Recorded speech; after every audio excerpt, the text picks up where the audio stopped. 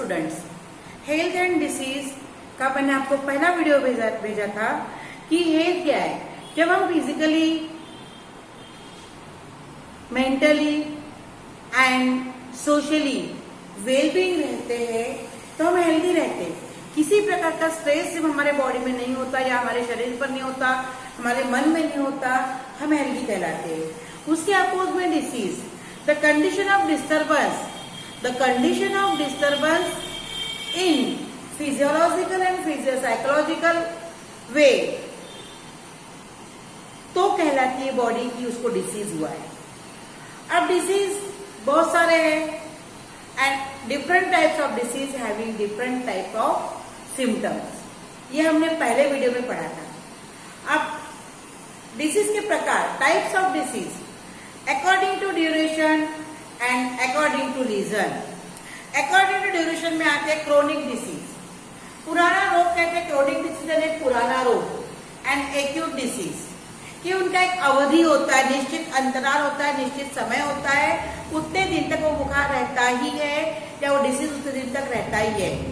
दूसरा है according to reason. According to reason में आता है नंबर 1 हेरिडिटरी डिसीज। अब हेरिडिटरी क्या है? हमारे फोरफादर को है, फादर को है, फादर के फादर को है, तो वो डिसीज हमारे में आता है, जैसे कि हेरिडिटी या डाउन सिंड्रोम। और दूसरा है एक्वायर्ड डिसीज। एक्वायर्ड डिसीज के फिर 2 प्रकार। एक्वायर्ड यानी हम लोग कहीं गए, हमको मालूम है वहां जाने से हमको बीमारी होगी, तो भी हम वहां जाते हैं तो हमको जो बीमारी होती है दैट इज एक्वायर्ड डिसीज। जैसे कोरोना में मास्क लगा के घूमना है, सैनिटाइज का उपयोग करना है, ये हम सबको मालूम है, फिर भी हम सैनिटाइज का यूज नहीं करते, मास्क नहीं लगाते, तो बीमारी तो होगी ना। केयर न करने के कारण होने वाली disease that is acquired disease. और एक्वायर्ड डिसीज भी 2 प्रकार की है, infectious disease and non infectious disease. Infectious disease यानी फैलने वाला रोग, से पैंडेमिक कहते हैं, इपिडेमिक कहते हैं। इपिडेमिक यानी बहुत सारे लोगों को एक साथ बीमारी हो जाना इपिडेमिक, और पैंडेमिक यानी सबको हो जाना, पूरे वर्ल्ड में उसका फैलाव होना, that is pandemic, that is corona. Common cold, flu, dengue, ये है तुम्हारे इन्फेक्शियस डिसीज। नॉन इन्फेक्शियस में आएंगे हार्ट डिसीज, डायबिटीज, ये सब का आएंगे नॉन इन्फेक्शियस में। अब डिसीज का spread, hepatitis, malaria, scabies, tuberculosis, इनका स्प्रेड होता है। These are spread through pathogen. अब पैथोजन क्या होते हैं? Pathogen are microorganism which produce disease in other living। दूसरे सजीवों में डिसीज प्रोड्यूस करने वाले माइक्रो ऑर्गेनिज्म को पैथोजन कहते हैं। अब पैथोजन यानी माइक्रो ऑर्गेनिज्म कौन कौन है? algae, fungus,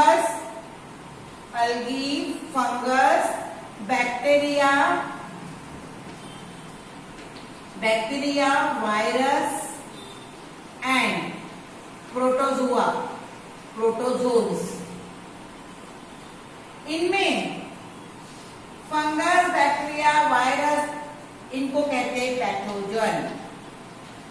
पैथोजन यानी disease producing micro organism, disease producing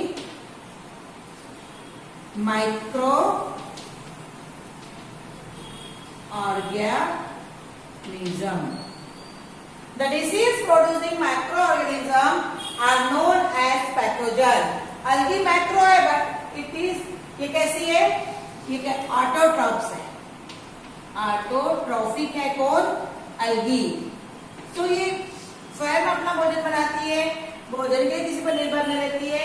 It cannot produce disease in any living, but these are heterotrophs। For food they are depend on other, they produce this disease in other living, so they are known as pathogen। The disease producing microorganism are known as pathogen। अब infectious disease क्या होता है? The disease spread through air, water, soil and vector food. यहाँ vector में क्या आएगा? Insect. Vector में क्या आएगा?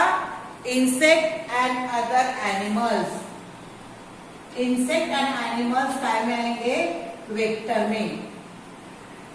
The disease spread through air, water, soil, vector, food are known as infectious disease. क्या कहते हैं इसको? Infectious disease.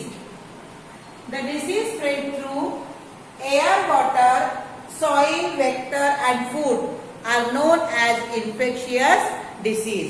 ठीक है, अब तुम्हारे पेज नंबर 7 में एक टेबल है। Name of the disease, pathogen, then mode of infection, symptom and treatment, prevention and treatment. उसको हमको पढ़ना है। हम उसको पढ़ेंगे और पढ़ने के बाद हमको पता चलेगा कि कौन कौन से डिसीज, कौन कौन से माइक्रो ऑर्गेनिज्म के कारण होते हैं। The disease producing, the disease spread through air, water, soil, vector and food are known as infectious disease.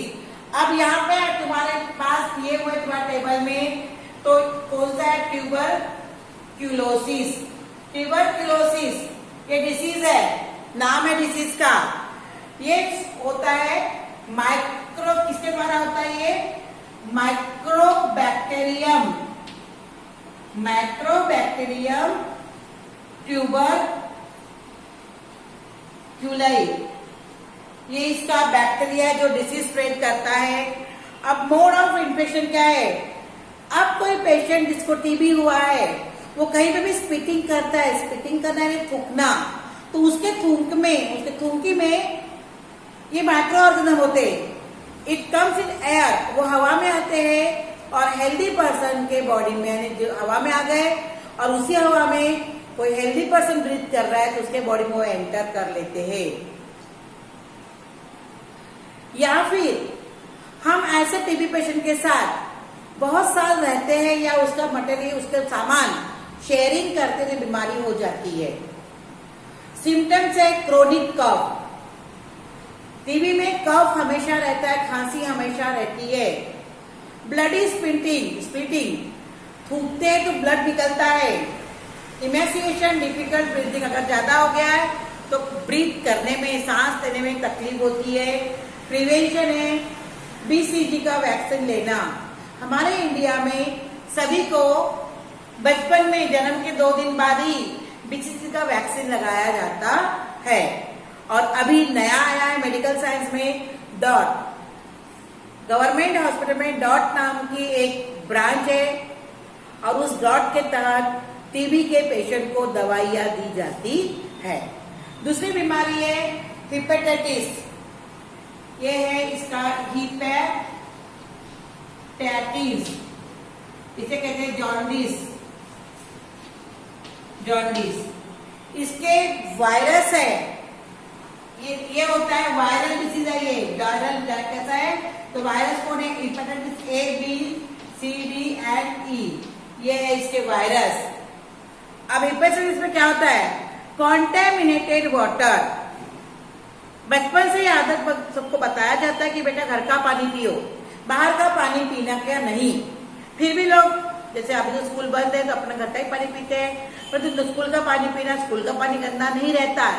परंतु कॉन्टेमिनेटेड वाटर पीने से हम, या फिर शेयरिंग नीडल ड्यूरिंग ट्रांसफ्यूजन, ये बीमारी होती है।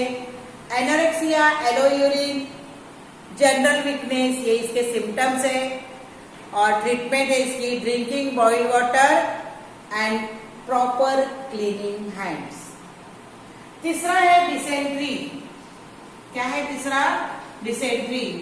डिसेंट्री होती है एंड अमीबा हिस्टोलिटिका,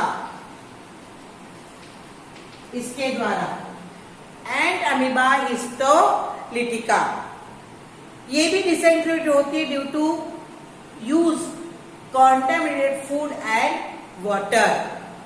इसमें वाटरी स्टूल होता है और एब्डोमेन में पेन होता है, यानी पेट दर्द, बहुत ज्यादा सीवियर पेट दर्द होता है और कॉटन और एब्डोमेन में pain. Drinking boiled water and keeping area clean. ORS का घोल पिलाया जाता है इसको, इसमें। देन है कॉलरा। कौन सा है उसके बाद?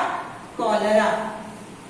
कॉलरा ये एक जमाने में बहुत फैलने वाली इंफेक्शियस डिसीज था कॉलरा। इसका भी हम जब छोटे थे तो स्कूल में इसकी वैक्सीन आती थी कॉलरा की। अब कॉलरा के वायरस बैक्टीरिया है वाइप्रो कॉलेरी बैक्टीरियम। इसका भी उपयोग होता है, कैसे फैलता है ये? Due to consumption of contaminated food and water. Vomiting होती है, इसके सिम्टम्स है वोमिटिंग, सीवियर डायरिया, और जब डायरिया ज्यादा हो जाता है तो बॉडी में से पानी की मात्रा कम हो जाती है और अपने लेग्स में क्रैम्प्स आते, खड़े रहने की ताकत रहती नहीं है। तो हाइजीनिक हैबिट फॉलो करने से बीमारियां नहीं होती। और लास्ट है टाइफाइड। टाइफाइड ये मलेरिया में बहुत दिन रहा तो टाइफाइड में कन्वर्ट हो जाता है। तो ये साल्मोनेला टाइफी, इसके द्वारा होता है ये साल्मोनेला टाइफी, इसके द्वारा ये टाइफाइड होता है। इसका भी मोड ऑफ इन्फेक्शन है contaminated food, headache, anorexia, rash on abdomen, ये इसके सिंपल ये कॉमन सिम्टम्स है। बुखार रहता है, टेम्परेचर 104 तक पहुंच जाता है। Drinking clean water and high vaccination, proper disposal of sewage.